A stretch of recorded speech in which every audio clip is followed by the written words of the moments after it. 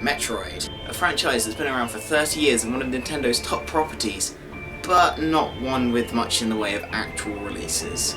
Over Metroid's entire lifespan, only 12 games have actually been created, 2 of which being spin-offs. Given it's the franchise's 30th anniversary, I thought it wouldn't be too unfitting to take a look at the latest entry in the series, Metroid Other M. Co-developed by Team Ninja, the game aimed to make a more direct 3D conversion from the 2D style of previous Metroid games, rather than keeping to the first-person perspective of the Prime sub-series. Not only that, given Team Ninja's influence, the game includes higher levels of cinematic action than prior entries. Higher emphasis is placed on telling a story through fully voiced cutscenes and dialogue, over letting a player figure it out for themselves, and the game is far more linear as a result.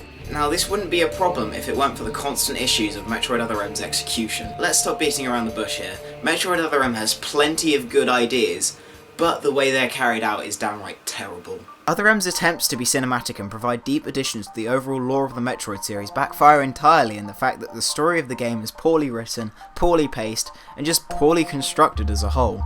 Given the game's place later on in Metroid's timeline, it's incredibly strange to see all the inconsistencies put on display simply for the sake of creating drama. The character of Samus is vastly misrepresented as the game goes on, and the whole thing begins to make less and less sense, with the game continually ignoring entirely vital plot points from the series and even forgetting about its own every now and again. The funny thing is, most of the plot holes that Other M creates for itself could simply be rectified by placing the game as a prequel to the entire franchise. It's not like the story holds any relevance to the rest of the series anyway, as the entire thing passes by without anything actually significant happening. The game loses its connections with the rest of the series because it tries to have a linear, cinematic story while the rest of Metroid lets the player choose how invested in the world they get, based on how much the player chooses to observe and pay attention to the surroundings and the characters they come across.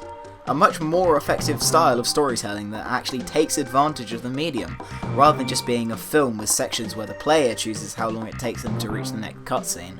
This isn't the only problem with the game though, as it seems to fall flat in almost every other area regarding gameplay and design. The idea of a Metroid title entirely devoted to being a linear arcade-style action romp is not one I despise. In fact, I think it has the potential to be amazing and incredibly fun to play. The thing is, Other M is still desperately trying to follow the most bare bones of Metroid's pre-established formulas, which act as a detriment to the fast-paced, action-oriented gameplay that the game is centered around, completely opposite to the slower, exploration-focused style of the rest of the series. The way items are unlocked via authorization not only barely makes sense from a story standpoint, but it completely removes all action from gaining said items, which goes against the very core of what Metroid's all about. The ceremony that usually goes on with the gathering of even the smallest items is completely gone, making the whole process more of a chore than anything. It seems pointless for Other M to continue to try and be a Metroid game, when it clearly wants to be an action title and would be much better if it just focused on that. However, Other M's largest problem lies within the controls. The main reason I find myself unable to enjoy the game as a whole is that it requires the player to use only the Wii remote on its side to play the game.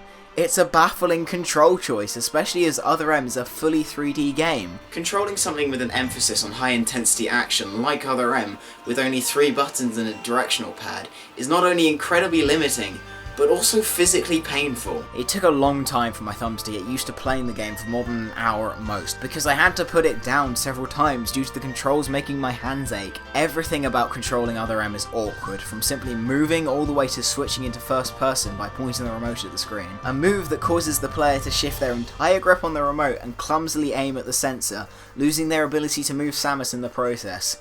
Not only is this gesture frustrating and unwieldy, but the game forces the player to do this, often while in mid-combat, an insanely impractical move that leaves the player wide open and just adds to the poor design choices. The Wii has several peripherals that would allow for much more convenient, responsive gameplay, and it baffles me as to why the development team didn't use any of them. In terms of presentation, the game is merely average. Graphically, the game itself doesn't do anything spectacular. After all, the Wii was only so powerful, but this is still disappointing as the Prime series is vastly more impressive to look at and was running on significantly lesser hardware / the same console but years earlier. It is nice that Other M runs at a constant smooth 60 frames per second, and in the only things the game really nails, the pre-rendered cutscenes done by D-Rockets are phenomenal. However, these only show up on rare occasions, and only the opening really makes use of it. Everything else I can only describe as dull. The colour palette is dingy and washed out, and the variety of locations is a collection of by-the-numbers generic video game level themes. Given the environments are not only trite and regular, but also hold no extra story or lore details to glean through observation, it makes them thoroughly unenjoyable to traverse, and when the game isn't being wholly unoriginal in its own right, it's simply remaking Super Metroid in 3D. Pandering to retro fans is not a bad thing, but doing it to the point where nothing new from your game is memorable in comparison to all the old stuff you've remade? Yeah, that definitely is.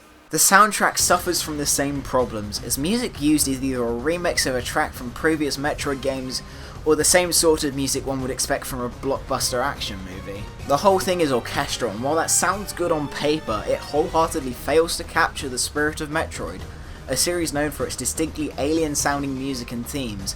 Not to mention, Metroid games have always had really standout songs to accompany its areas and worlds, while Other M decides that ambience is a much better choice and comes up short once again. So you've probably figured it out by now, but I really don't like Other M. It's not only a spit in the face to Metroid fans and the series it tries so hard to be included with, but it also doesn't stand up on its own merits. The awful story, the horrendous control, and the thoroughly lackluster design give me absolutely no reason to recommend this game in any way.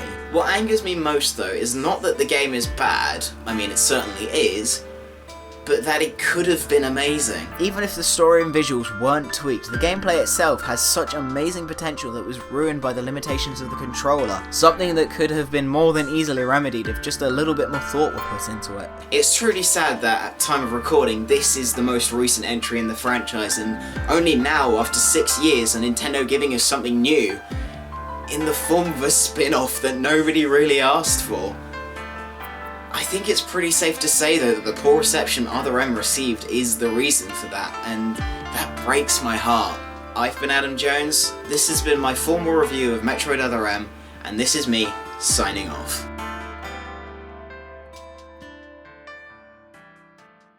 Hey everyone, thanks for watching. I know it's not my usual style of video, but this was a college project and this is what I got tasked to do, so there'll be another version of this review coming in like 2 or 3 weeks, which is more my usual kind of thing, much sillier, much less formal.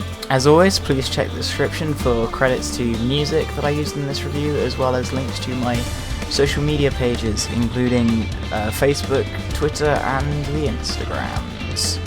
Hope you all have a fantastic day, and I'll see you next video. Spirit Randomness out!